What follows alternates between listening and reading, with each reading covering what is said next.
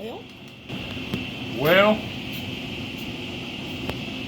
because of all this fine gasoline we're buying today,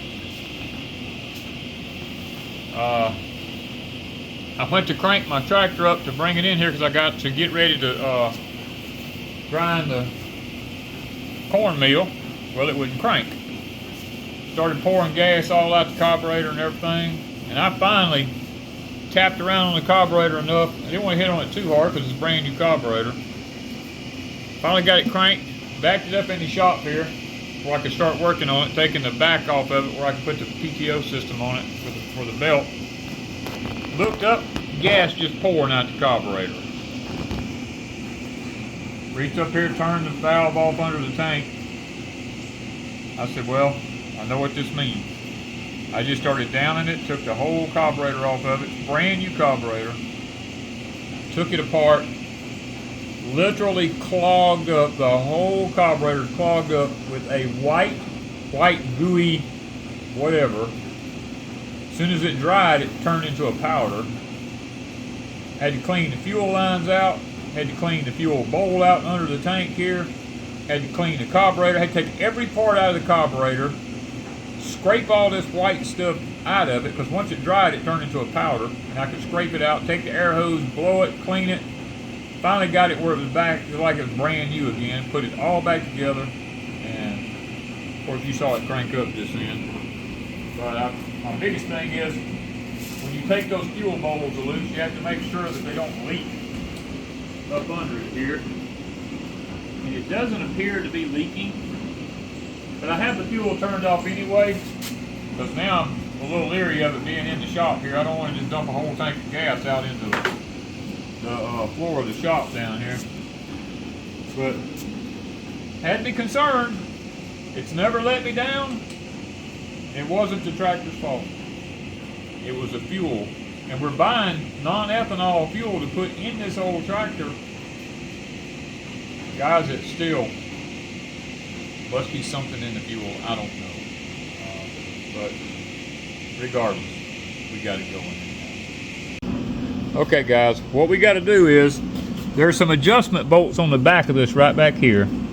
I've got to undo them. What they do is you can tighten this belt or loosen it with those bolts. And I don't want to take all the hay cutting equipment off because I still got to cut hay. But I also need to grind the cornmeal. So I'm going to loosen these bolts up on this, slide this up where I can get the belt off of it. Then we're going to take this pulley off right here. And we're going to take all these bolts out right here. There's a row of bolts around it right here. We're going to take all them out. And then we're going to come over here and take this thing right here. We're going to mount it back on there. And then put the 6-inch wheel hub back on it right here. And we're going to have it ready where we can grind. The cornmeal from the denny corn.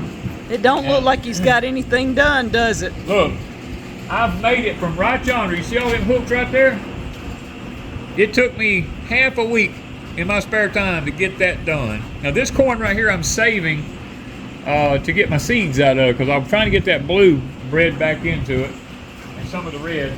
But look how much you still got to hold. I got this to go right here, and I'm on my number 8 5-gallon bucketfuls of corn. I've got 8 5-gallon bucketfuls right now Of shelled corn.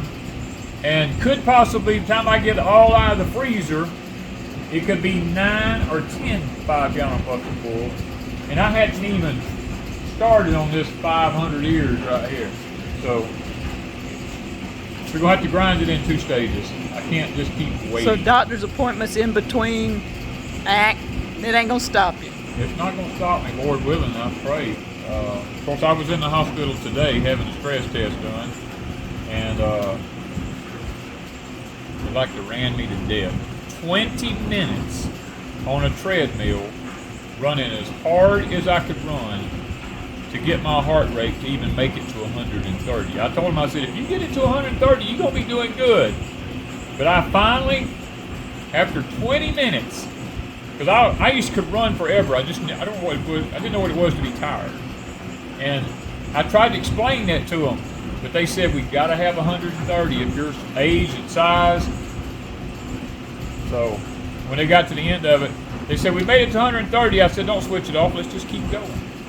And I kept on running. And the lady goes, what are you doing? I said, how high am I now? And she said, well, you made it to 133. I said, I'm happy. I said, you can shut it down now. And she shut it down. And guys, look, these are old boots I'm wearing here. I went today thinking, like the last time I went, they made me undress and had a gown on me, and I was barefooted, and I ran on the treadmill the last time. This time they didn't even make me take my clothes off. And I had to wear, I asked them, I said, I had a brand new pair of these boots on, never been wore, never been broke in or nothing. And I told them, I said, jeans. and a pair of blue jeans. I didn't have my overalls on, I had blue jeans on. And I told them, I said, can I take these boots off to run? And they said, oh no, you have to leave your shoes on to run. I said, these things weigh a ton, and they ain't even been broke in. And they looked at me and said, well, you're gonna have a hard time. And I told them, I said, you just wait and see. You know me, they challenged me. And when they challenged me, I told them, I said, I'll make this happen. I'm gonna do it. New boots on the Brand new treadmill. boots on a treadmill, never been broke in, stiff as all get out. And I finally got them to adjust the incline where it was flat enough that I could, because I broke both my ankles and my feet won't bend upward. And they had it inclined and I was running on my toes. And I said, you gotta let this thing down a little bit. And when they finally got it let down, I told them, I said, all right, baby, crank it up. We fixing to run now. And look, that woman, when she got that thing switched off, she said, I've had one man in here that was 70 years old that would even come close to what you just did. She said, I can't even comprehend.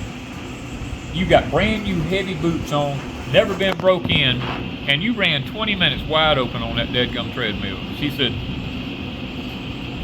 I give it to you. She says, I believe you when you tell me you used to could run 20 miles and never get tired. She says, I have no question. You at 60-something years old can still do this? And I told her, I said, ma'am, I said, I'm going to go home tonight, and I'm probably going to have cramps in my legs so bad, and my wife's going to have to rub me down with magnesium gel just so I can sleep tonight. I said, that's probably going to happen.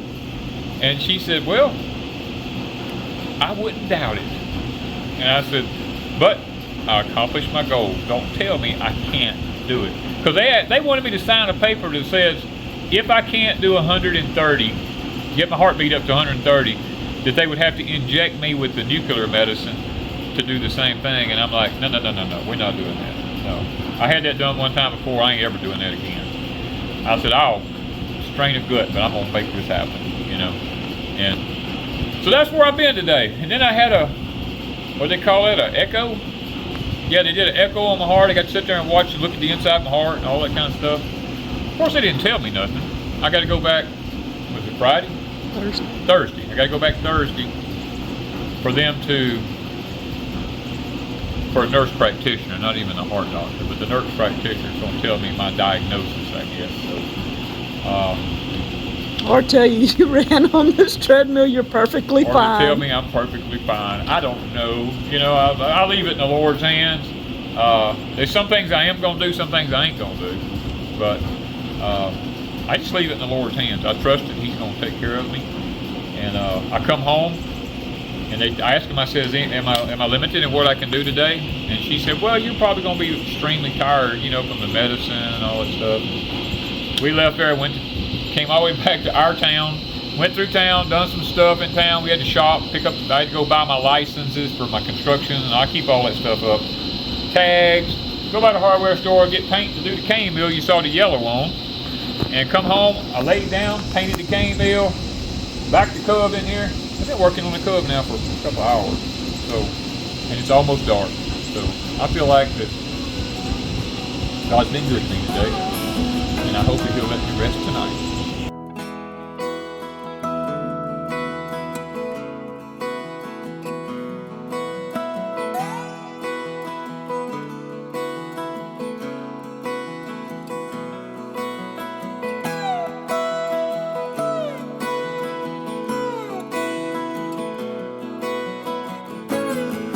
Okay guys, before I stop and shut down everything and quit, with all sincerity, I know I've been funny, but I do want to thank each and every one of you for prayer, because I do believe that prayers are the answer to the things in life that we face.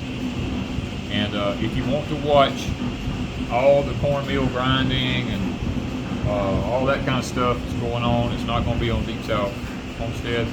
That's going to be over at Pecan Grove, where we set the tractor up with the belt and the big 24-inch grist mill, grinding the corn with the Cub tractor here.